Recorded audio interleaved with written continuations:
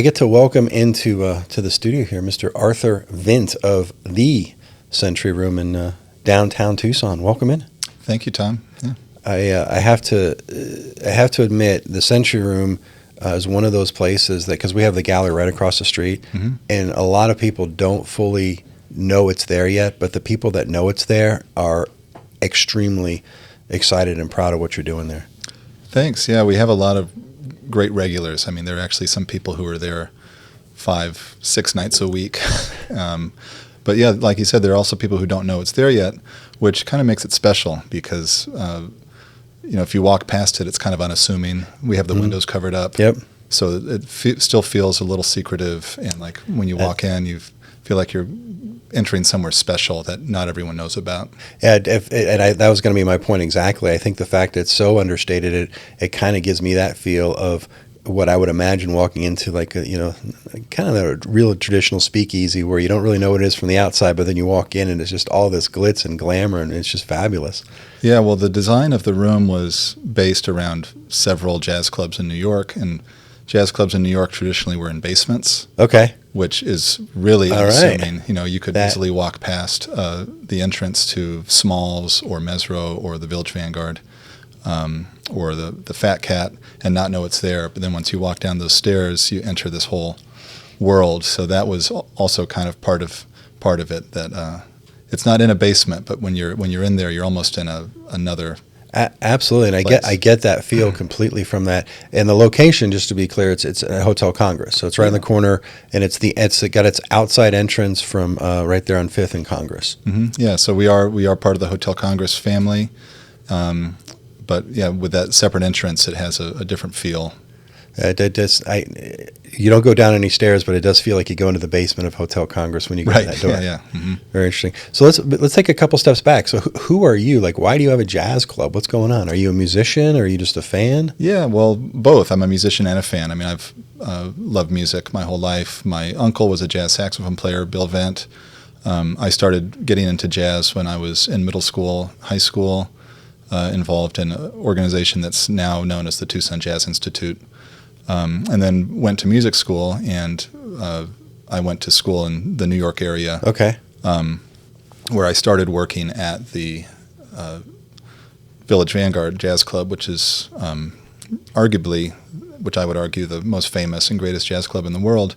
And I started working there in about 2010 and worked there all the way up until 2020 when the pandemic hit. And then during that period, there was a lot of unknowns. And, sure.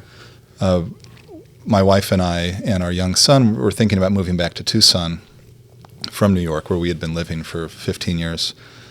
And this opportunity came up with Richard and Shana Osaran, the owners of the Hotel Congress, where they liked my idea of trying to open up a jazz club in Tucson, because Tucson had never had a real club in the sense that, we pay a cover charge, you have live music pretty much every night, bringing in national, international artists. So they liked the idea, and they said, well, who's going to design this thing? And I'd actually been working for my dad, who's a local architect, Bob Vint. I had been working for him throughout the pandemic as a draftsman.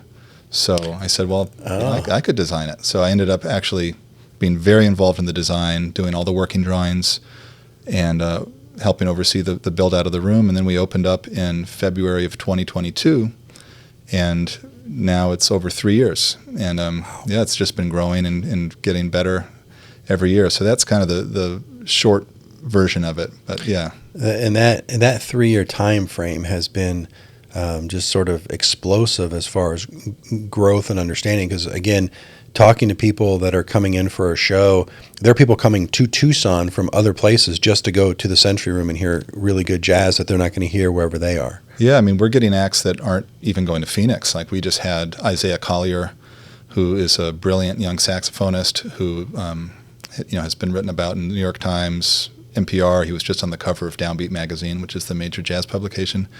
He didn't have a gig in Phoenix. He played in Tucson. So we had people from Phoenix drive down to see him play. He had an amazing show, and he's going to really, he's blowing up. So he's a name to watch, Isaiah Collier. But yeah, we have just amazing artists. I mean, last year, 2024, we were open 333 nights, presented 530 bands. Each band plays 2 sets, so that's over 1,000 sets of music, and it included some of the best jazz musicians of our time, Grammy winners and international stars, and coming to Tucson to perform. So why? How do you get them? Why do they want to come to Tucson? Well, I think I was able to make a lot of connections while I was in New York, both being a musician myself and working at the Vanguard. I made a lot of personal connections with artists who then would put me in contact with their agents, and there was no club to play at in Tucson, so these artists and agents are really excited to, if they're on tour, playing on the West Coast, say they're playing in Los Angeles and San Diego and Phoenix, now they're able to tag on a date down in Tucson. So they were like waiting for this place to open. So once I did it, I was able to reach out to my contacts, let them know we were open. First year we relied heavily on many of the great local musicians here in Tucson, but by 2023, that's when I started really getting major acts like Bill Charlat, Bill Frisell, Kurt Rosenwinkel. I mean, the list now is actually, I can't even remember everyone who's played, but just some of the greatest living jazz musicians. And prior to your opening, Tucson was starting to get more into the jazz scene with the Jazz Festival in January. Yeah, I mean, the Jazz Festival has been great. It was founded by Yvonne Irvin in 2014, I think, and now run by Chris Dodge. They've been running this Jazz Festival 11 years, and I think it really primed downtown Tucson specifically to be open to this idea of a jazz club. And we partner with the Jazz Festival throughout the year on lots of events, and specifically during the festival, being another venue, another stage for them during the festival. And then throughout the year, so now I've been in on a couple of occasions. Sometimes you need tickets. You have to buy a ticket to get in, but there's other nights where there's not necessarily a ticket. There's like a cover charge or something to get in. Yeah, I mean, the tickets vary. I mean, for local bands, you can pay $10 to get in.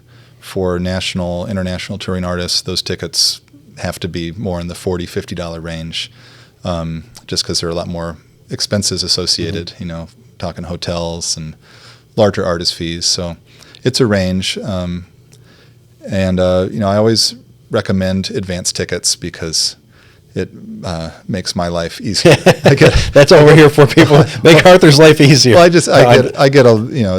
I book a big artist, and then people buy tickets very late in Tucson. Yes, People, so there's a lot going on. You're freaking out. I'll be freaking out the week of. I'm like, we've only sold 30 tickets for the show, and I have to pay the band and get them a hotel and all this, and then finally, like the Isaiah Collier show, thankfully both sets ended up selling out, but. Earlier, if you'd talked to me earlier in the week, I was pulling my hair out. What's the capacity of the room?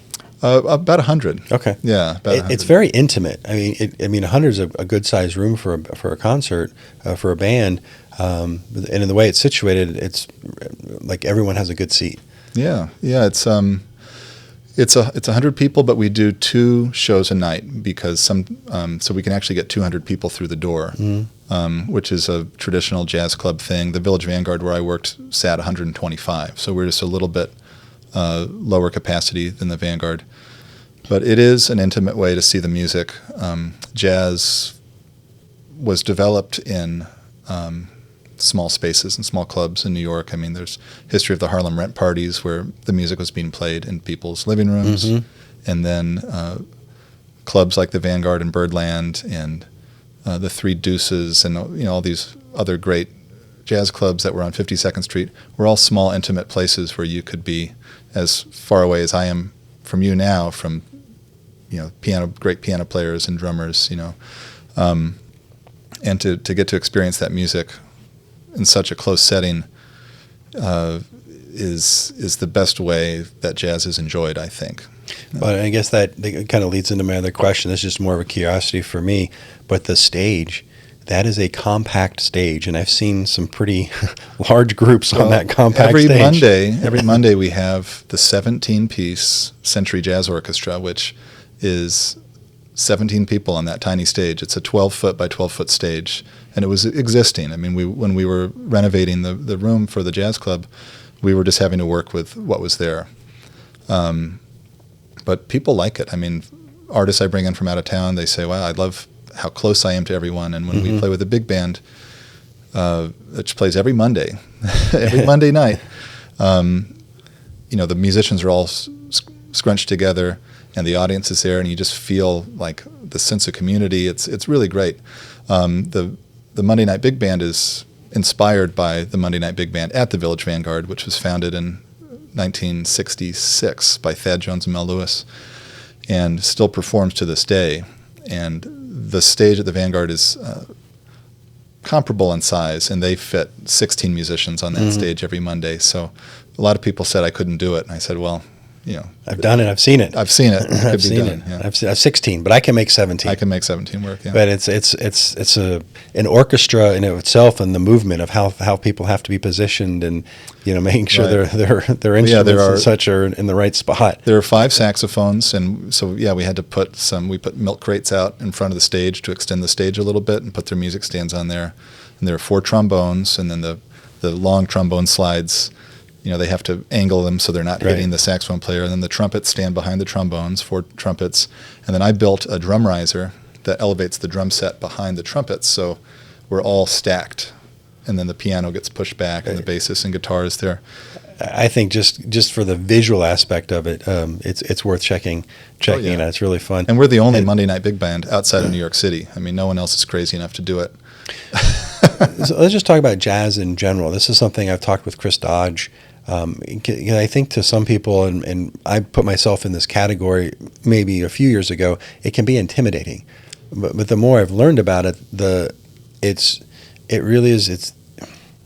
not intimidating. It's just a very interesting way of putting music together. And I think jazz has such a broad definition. Yeah. It's sometimes hard for people to understand, like, what are they actually going to hear? You have to learn what you like. I mean, I think wine is very intimidating, but then you figure out a few things that you like, and you can talk to a sommelier and be like, I like big reds or whatever it is, and they can point you in a direction. So something that I see as my role as the artistic director of the Century Room is to guide audiences and kind of explain to them what to expect, because, as you said, jazz is vast. I mean, it's a kind of a catch-all term, an umbrella term for all these subgenres. And my programming at the Century Room, I do try to present every branch from the jazz tree. So, we do the Monday Night Big Band. Wednesday nights we do hot jazz or traditional jazz from the 1920s and 30s, which, some people only like that stuff. Some people hate that stuff, but it's there. We do an organ lounge on Thursdays. So there's soul jazz from like the 1960s represented. We bring in, artists like Isaiah Collier, who are kind of coming out of the Pharoah Sanders and John Coltrane tradition, but updating it. And then we have a jam session every Sunday, which allows young people and professionals to come and perform with each other on stage and interact. So there's really something for everybody. But when I am promoting these shows, I do my best to try to let people know what to expect, because I had Donnie McCaslin out here, who's one of the probably most progressive jazz fusion artists of our time, where he takes elements of traditional jazz, mixes it with like heavy rock and electronic music. Interesting. And we had a couple people walk out of that show, but some other people who don't usually come to the club came to the show and loved it. And it's just trying to let people know that it's not for everybody, but there's something for everybody. Well, and not to get too far off, and I remember who told me this, but I had this similar conversation with someone in the jazz world, and they said it's every music genre has that sort of width. Like, you look at rock, and if you show up expecting Barry Manilow and you get Metallica, there's nothing wrong with either one of those, but you might not stick around for the whole concert. Totally. Yeah. But a couple things coming up. So we've got Easter weekend coming up. You got shows and events coming on for the weekend, or are you closed? No, we got lots going on. So Easter weekend, Friday night, I have Will and Pete Anderson coming in from New York. They're friends of mine from New York City, great identical twins who both play saxophone, and they're doing a Cole Porter show So, if you are fans of the Great American Songbook, that's a Cole Porter show. That Sunday, Easter Sunday, it's not jazz, it's tango. We have the Tango Guitar Project doing a special matinee. But, there's definitely elements of improvisation and the blues. I mean, it's acoustic. It's an acoustic guitar trio. So I do think there's room for that in the jazz umbrella.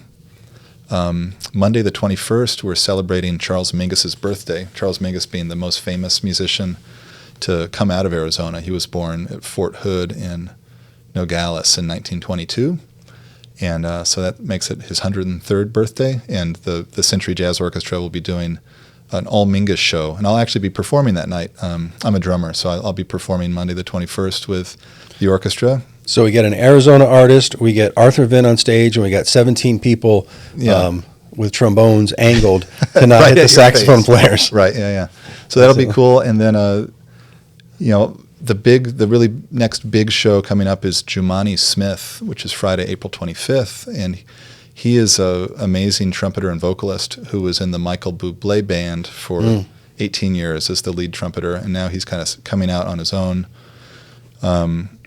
Doing his own solo project, so we have him Friday the 25th with his band, which is going to be really cool. It features a Hammond organ and trumpet and vocals. In just those 6 days that you mentioned, I mean, you've got completely different music acts. I mean, there's something for everyone, so to speak. I mean, that's a wide range just in 6 days. Yeah, that's pretty impressive. Yeah, it's all good. I mean, and that's why we have some people who are there every night because they don't want to miss it. Where is it? Do you have like a website? How do people get information on the acts? Yeah, you can go to the Hotel Congress website and find us there. We also have our own URL, which is centuryroomtucson.com. And we post every week on Instagram our weekly schedule, what's coming up. I also have an email list, which is how a lot of people find out about upcoming shows. Okay. So you can sign up for the email list on the website, and I send email out every Wednesday, kind of explaining what's coming up and giving some background to some of the artists. And fantastic. And I want to, and don't have a lot of time left, but I definitely want to touch upon this because this is exciting that you not only can support this through attending and showing up, but because of what you're doing in Tucson is so unique, and you're really elevating this form of music in Tucson and providing some education. You have taken the next step to create a nonprofit. Yeah, I mean, I just founded the Ink is Still Wet. And by just founded, I mean like 2 days ago. Right. Yeah, I just got the articles of incorporation for the Sonora Arts and Music Initiative, which is going to be a supporting nonprofit for jazz in Tucson. As I said, we've partnered with the Tucson Jazz Festival. We've partnered with the Tucson Jazz Music Foundation, which is another great 501c3 here in Tucson that's more education focused. But this new organization, the main focus is going to be for programming. So to kind of help underwrite some of these bigger artists that come out, because it's not cheap to run a venue. There are a lot of costs, and I could charge $100 a ticket, but I still want to make ticket prices accessible for people. We do offer like student pricing, but just to allow some of the people. I'll say it wasn't my idea. Other people said I would love to help contribute to what you're doing here and support the programming, support purchase of instruments, that kind of thing. If you had a nonprofit, I would donate to it. So that's why I did it. So yeah, I'm the president of the Sonora Arts and Music Initiative. I have a great board, Dan Coleman, who's a music publisher, who's just a really brilliant guy who has built his own music publishing company, who actually represents a lot of the artists that I bring out. And then Carolyn Pope, who's one of my regulars, who's there all the time, and a philanthropist and lover of the music. So it's all for the love of the music, ultimately. Yeah, they're just different ways to support. I mean, you can donate, you can come out and just enjoy a show and get your tickets early, so Arthur doesn't stress out. You're right. Yeah, I'll say that we're introducing something new, which is seat selection. Previously, we had 2 tiers of seating, what we call preferred and general admission, and now we're experimenting with allowing people to actually pick their seats, which is pretty common in most venues now. Okay. And the Fox does it, and Centennial Hall. So we're gonna do that. We're gonna try it at least. Well, Arthur Vint traveled the country to pick and find this beautiful arrangement of music and location and style and design. Brought it here to Tucson, and 3 years in, the Century Room is just exploding. And I'm very appreciative that you brought it here to Tucson, and I'm excited to see what, if that's the first 3 years. I'm kind of curious to see what happens in the next 3. Yeah, no, it's all going really well. So yeah, I hope to see you down there soon.